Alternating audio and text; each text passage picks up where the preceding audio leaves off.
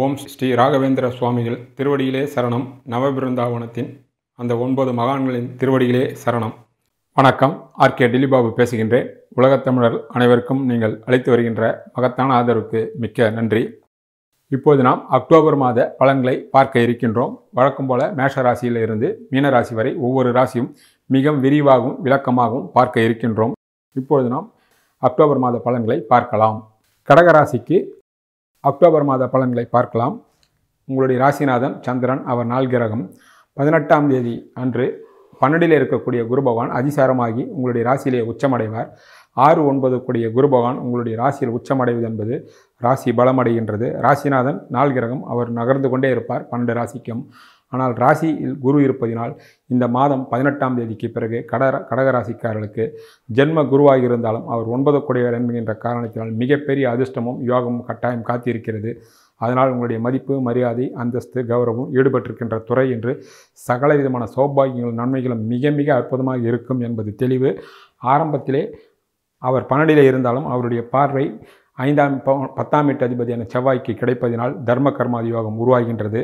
குரு அதிசாரமாகி 18ஆம் தேதி பிறகு வந்துவிட்ட பிறகு அவருடைய பார்வையாலும் பலவிதமான நன்மைகள் உண்டாகும். 28ஆம் தேதிக்கு பிறகு 5 கூடிய செவ்வாய் 5இல் ஆட்சி பெறுவார். அப்பொழுது அவருடைய பார்வை வரும். அதனால் முழுமையான தர்ம கர்மாதி யோகம் மாதம் முழுக்க கிட்டத்தட்ட இருக்கிறது என்றது அர்த்தம். அதனால் கடகராசிக்காரர்களுக்கு 1ஆம் வீட்டு பலன் இந்த மாதம் கொடுத்து வைத்தவர்கள். அதனால் சகல விதமான நன்மைகளும் யோகங்களும் கட்டாயம் உங்களை தேடி வரும். நீங்கள் எடுக்கின்ற அத்தனை முயற்சிகளும் மிகப்பெரிய வெற்றி அடையும் என்பதால் சரியான முறையில் நீங்கள் பயன்படுத்தி கொண்டு சகல விதமான சௌபாகியங்களை நிச்சயமாக அடையலாம் என்பதே தெளிவு. உங்களுடைய ராசிக்கு 2 கூடையவர் சூரியன், அவர் 3இலே 16ஆம் தேதி வரை இருப்பார். 2இலே ராகு கேது சம்பந்தத்தோடு ஆரம்பத்திலே சுக்கிரனும் இருப்பார். 2ஆம் வீட்டாதிபதி 3இல் இருப்பது நன்மைதான். சூரியனாக இருந்து அவருக்கு சனியினுடைய பார்வை கிடைப்பதினால் 2இலே ராகு கேது சம்பந்தம் இருப்பதினால் 17ஆம் தேதி வரை குடும்பத்திலும் சரி, பொருளாதாரத்திலும் சரி, உங்கள் வாக்கிலும் சரி, எதிலும் நீங்கள் நிதானத்தை கடைபிடிக்க வேண்டும். கடன் கொடுப்பது, கடன் வாங்குவது, ஜாமீன் கையெழுத்து போடுவது, மற்றவர்களுக்கு வாக்குறுதி கொடுப்பது போன்ற விஷயங்களிலும் குடும்பத்திலும் எல்லா விஷயத்திலும் நீங்கள் விட்டு கொடுத்து செல்ல வேண்டும். இல்லை என்றால் மன அமைதி கெடும், பொருளாதார இழப்பு ஏற்படும் என்பதை நினைவில் கொள்ளுங்கள். 17ஆம் தேதிக்கு பிறகு 3இலே இருக்கக்கூடிய சூரியன் 4இலே வருவார். அப்போது செவ்வாய் அங்கே இருப்பார். அப்போது சூரியனுக்கு நீச்சபங்க ராஜயோகம் ஏற்படும். அவர் நீசனாக இருந்தாலும் உச்சராசிநாதன் செவ்வாயுடன் சேர்ப்பதினால் மிக பெரிய யோகம் உண்டாகும். அப்பொழுது பொருளாதார தடைகள் நீங்கும். குடும்பத்தில் சந்தோஷம், மகிழ்ச்சி, நீங்கள் எண்ணிய எண்ணங்கள் என்று சகல விதமான நன்மைகளும் மாத பிற்பகுதியில் ஏற்படும். ஆக மாத ஆரம்பத்திலே எதிலும் நீங்கள் நிதானமாக இருக்க வேண்டும். இல்லையென்றால் பொருளாதாரத்திலும் உங்கள் சொல்லிலும் நீங்களே வம்பை விலை கொடுத்து வாங்கி கொண்டு சிக்கல்களில் மாட்டிக்கொள்வீர்கள் என்பது தெளிவாக ஆணும் பெண்ணும் நிதானமாக யோசனை செய்தால் நீங்கள் முடிவெடுக்க வேண்டும். இல்லை என்றால் சிக்கல் உங்களாலே வரும். மற்றவர்களால் வருவதை காட்டிலும் தனக்குத்தானே நீங்கள் தீங்கை வரவழைத்துக் கொள்வீர்கள் என்பதை நினைவில் கொள்க. மாத பிற்பகுதியில் நிலைமை அற்புதமாகும். பொருளாதார வளர்ச்சியும் கட்டாயம் உண்டாகும் என்பதே சூரியனுடைய பயிற்சி 17ஆம் தேதிக்கு பிறகு வருகின்ற உண்மையாகும். உங்களுடைய ராசிக்கு 3 கூடியவர் புதன். இங்கே ஆரம்பத்திலே சூரியன் இருப்பார். ஒரு நாள் மட்டும் புதன் இருப்பார். பிறகு அவர் 4இலே வருவார். அவருக்கு ஆரம்பத்தில் இருந்து குரு பகவானுடைய பார்வையும் யோகாதிபதி செவ்வாயுடன் இருப்பதினால் செவ்வாய்க்கும் புதனுக்கும் பகை என்றாலும் குருவினுடைய பார்வையால் 3ஆம் வீடு வலிமையடைகின்றது. உங்கள் துணிவே இந்த மாதம் முழுமையாக உங்களுக்கு துணையாக நிற்கும். இளைய சகோதரர் மூலமாக மிகப்பெரிய வரவேற்பும் ஒத்துழைப்பும் அவருடைய அன்பும் ஆதரவும் எல்லா விதமான நன்மைகளும் ஏற்படும். நண்பர்களுடைய வருகை ஏற்படும். புதிய நண்பர்களால் பல விதமான நன்மைகள் ஏற்படும். விஐபிகள் தொடர்புகள் ஏற்படும். பயணங்கள் பயனுள்ளதாக இருக்கும். உங்களுடைய தைரியமும் வீரியமும் உங்களை கட்டாயம் கரை சேர்க்கும். 3ஆம் வீட்டுக்கும் 3ஆம் வீட்டு அதிபதியான புதனுக்கும் 3ஆம் வீட்டுக்கு காரகனான செவ்வாய்க்கும் சேர்த்து குரு பார்வை கிடைப்பதால் ஆரம்பத்தில் எதிலும் உங்களுக்கு வெற்றியே உண்டாகும் என்பது தெளிவு. உங்களுடைய ராசிக்கு 4 கூடிய சுக்கிரன் ஆரம்பத்தில் 2இலும் 9ஆம் தேதிக்கு பிறகு அவர் 3இலே கன்னியிலே நீசமடைவார். நீசமடைந்தாலும் அவர் பரிவர்த்தனையாக இருக்கின்றார். 3ம் 4ம் பரிவர்த்தனை நல்ல பரிவர்த்தனை தான். இருந்தாலும் அவருக்கு சுக்கிரனுக்கு சனி பார்வை கிடைப்பதினால் ஒரு சில சங்கடங்கள் வரலாம். அது கணவன் மனைவி வகையிலோ தாயினுடைய வகையிலோ இருக்கலாம். கூடுமான அளவுக்கு தாயினுடைய உடல் நலத்தில் சற்று கூடுதலான அக்கறை சேவை தசாபுதி சரியில்லாதவர்களுக்கு. காரணம் 4ஆம் வீட்டு அதிபதி இன்னதான் பரிவர்த்தனையாக இருந்தாலும் அவர் ஒரு பக்கம் நீசமடைந்து சனியினுடைய பார்வை வாங்குவதனால் தாயாருக்கு உடல்நலம் பாதிப்பு வரலாம். அல்லது தாயின் சொந்தங்கள் மூலமாக சிக்கல்கள் வரலாம். அல்லது வீடு, வண்டி, வாசல், வாகனங்கள் மூலமாக சிக்கல்களோ அல்லது வேறு ஏதாவது சங்கடங்களோ, பக்கத்து வீட்டுக்காரர்கள், தொழில் சம்பந்தப்பட்டவர்கள், போட்டியாளோ போராமையாளர்களோ ஒரு சில சங்கடங்கள் வரலாம். அப்படிப்பட்டவர்கள் அதற்குண்டான தெய்வ வழிபாட்டினை மேற்கொள்ளுங்கள். ஆனால் 4ஆம் வீட்டிற்கு குரு பார்வை கிடைப்பதினாலும் 4 யோகத்தை கொடுக்கக்கூடிய செவ்வாய் இருப்பதினாலும் உடன் புதன் இருப்பதினால் ஒரு சிலருக்கு யோகமான தசாபுத்தி நடப்பவர்களுக்கு 4ஆம் வீட்டின் மூலமாக அத்தனையும் சுபவிரயங்கள் சுப செலவுகளாகும் 3ம் 4ம் பரிவர்த்தனையாகி செவ்வாய் உடனிருந்து ஆரம்பத்திலே குரு பார்வை கிடைப்பதினால் வீடு வண்டி வாசல் வாங்குவது விற்பது இன்ப சுற்றுலா புதிய சொத்து சுகங்களை வாங்குவது போன்ற விஷயங்கள் அத்தனைக்குமே சுபவிரயங்களாக நடக்கும். அதற்காக கடன்களும் வாங்கலாம். அந்த கடன்கள் நீங்கள் சுபகடன்களாக எடுத்துக்கொள்ளலாம். 4ஆம் வீட்டு அதிபதிக்கு சுக்கிரனுக்கு சனியினுடைய பார்வை கிடைப்பதினால் சொந்த ஜாதகத்தில் சாதகமான தசாபுத்தி நடக்காதவர்களுக்கு தேவையற்ற சங்கடங்கள் 4ஆம் வீட்டின் மூலம் வரும். சாதகமான தசாபுத்தி நடப்பவர்களால் சனியினுடைய பார்வையால் எந்த கெடுதலும் வராமல் மாறாக பரிவர்த்தனை யோகத்தாலும் குருவினுடைய பார்வையாலும் சகலமும் சௌபாகியங்களும் 4ஆம் வீட்டின் மூலமாக அத்தனை சுகங்களும் இன்பங்களும் வாழ்க்கை உயர்வுகளும் கட்டாயம் உண்டு என்பதே தெளிவு. கடகராசிக்கு 5 கூடையவர் செவ்வாய். அவர் தான் வீட்டிற்கு 12 குருவினுடைய பார்வையோடு இருக்கின்றார். ஆக பூரணமாக தர்ம கர்மாதி யோகம் ஏற்படுகிறது. தான் வீட்டிற்கு 12 இருந்து விரையாதிபதி உடன் புதன் இருப்பதினால் பிள்ளைகள் வகையில் நிச்சயமாக சுபவிரயங்கள் இந்த மாதம் கடகராசி ஆண்களுக்கும் பெண்களுக்கும் உண்டு. அந்த சுபவிரயங்கள் பிள்ளைகள் வகையில் இருக்கலாம், குடும்ப வகையில் இருக்கலாம், சகோதர வகையில் இருக்கலாம், புதிய சொத்து சுகங்களை வாங்கக்கூடிய வாய்ப்புகளாக இருக்கலாம். அதற்காக ஒரு சிலர் கடனும் வாங்கலாம். அந்த கடனை நீங்கள் சுப கடன்களாக எடுத்துக்கொள்ளலாம். தான் வீட்டில் 12 இருப்பதால் பிள்ளைகள் 5ஆம் வீட்டிற்கு 12 இருப்பதால் பிள்ளைகளும் பெரியவர்களும் படிப்புக்காக வேலைக்காகவோ தொழிலுக்காகவோ வெளியூர்களுக்கோ வெளிநாடுகளுக்கோ செல்லக்கூடிய வாய்ப்புகளும் உண்டாகலாம். தாராளமாக நீங்களும் அனுப்பி வைக்கலாம். 18ஆம் தேதிக்கு பிறகு 12 இருக்கக்கூடிய குரு பகவான் உங்களுடைய ராசியிலே அதிசாரமாகிய 5ஆம் வீட்டை பார்ப்பார். மாத கடைசியில் செவ்வாயும் 5 சொல்வார். அப்போது இன்னும் முழுமையான தர்ம கர்மோதயம் ஏற்படும். மாத கடைசியில் உங்கள் கனவுகளும் ஆசைகளும் திட்டங்களும் பெரிய அளவிலே கை கொடுக்கும். பலருக்கு புத்திர பாக்கியம் இந்த மாதம் உண்டாகும். பெரியவர்களுக்கு பேரன் பேத்திகளை பார்க்கக்கூடிய வாய்ப்புகள் உண்டாகும். பெண்கள் பலர் மாத கடைசியில் கருத்தரிக்கக்கூடிய வாய்ப்புகளும் பலருக்கு உண்டாகும் என்பதே 5ஆம் வீட்டு பலன்கள் மிக தெளிவாக சொல்கின்ற விஷயங்களாகும். உடைய ராசிக்கு 6 கூடியவர் குரு பகவான். அவர் தான் வீட்டை ஆரம்பத்தில் 6ஆம் வீட்டை பார்ப்பதனால் போட்டியும் போராமையும் மறைமுகமான எதிர்ப்பும் கட்டாயம் இருக்கும். ஒரு சிலருக்கு தேவையற்ற வீண்வெறிய செலவுகளும் வரலாம். கூடுமான அளவுக்கு செலவுகள் விஷயத்திலும் பண விஷயத்திலும் ஜாக்கிரதையாக இருக்க வேண்டும். 18ஆம் தேதிக்கு பிறகு குரு உங்கள் ராசியில் வந்தபொழுது 6ஆம் வீட்டிற்கு 8 மறைவதனால் 6ஆம் வீட்டு கெடுபலங்கள் முற்றிலும் உங்களை விட்டு விலகிவிடும்.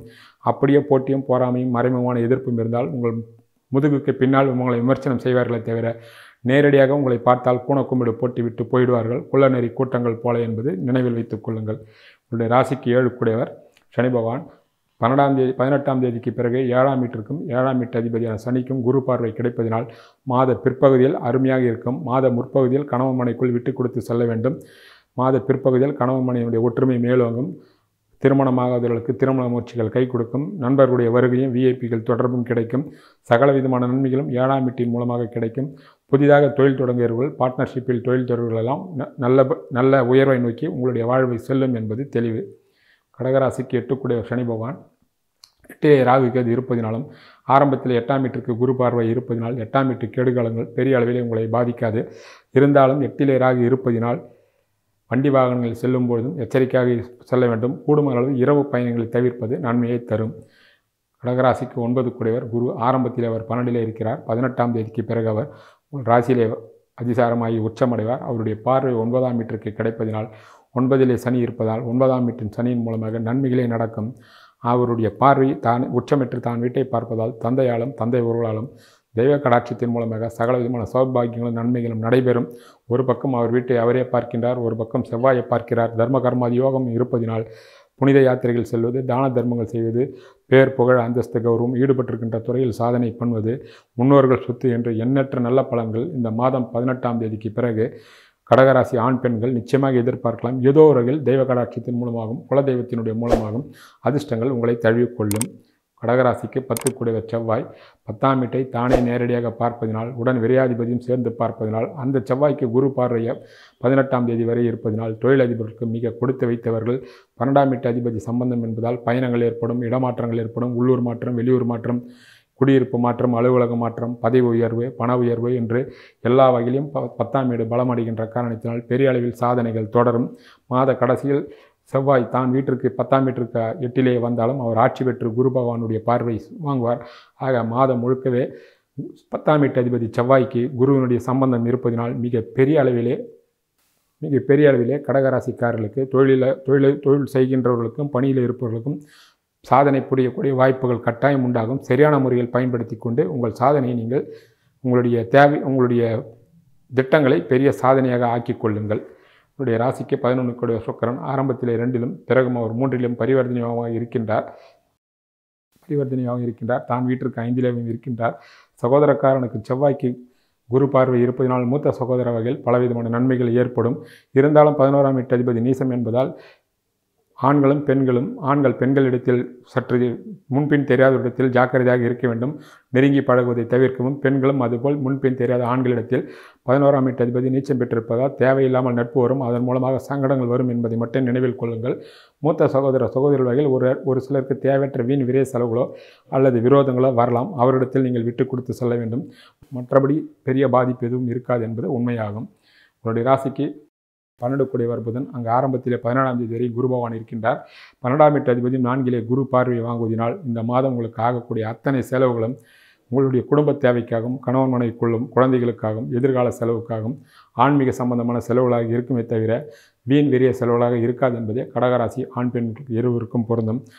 மாத முற்பகுதியை காட்டிலும் பிற்பகுதி கடகராசிக்காரர்களுக்கு அத்தனை பேருக்கும் மிகப்பெரிய ஏற்றம், முன்னேற்றம், பொருளாதார வளர்ச்சி, தொழில்துறையில் முன்னேற்றம், பொது வாழ்வில் இருப்பவர்களுக்கு பட்டம் பேர் புகழ் என்று சகல விதமான நன்மை தரக்கூடிய கோச்சார கிரகங்கள் இருப்பதனால் சரியான முறையில் திட்டமிட்டு பயன்படுத்தி கொண்டு மிகப்பெரிய சாதனையை உருவாக்கி கொள்ளுங்கள். வணக்கம். இந்த மாதத்திற்குண்டான தெய்வ வழிபாட்டினை பார்ப்போம்.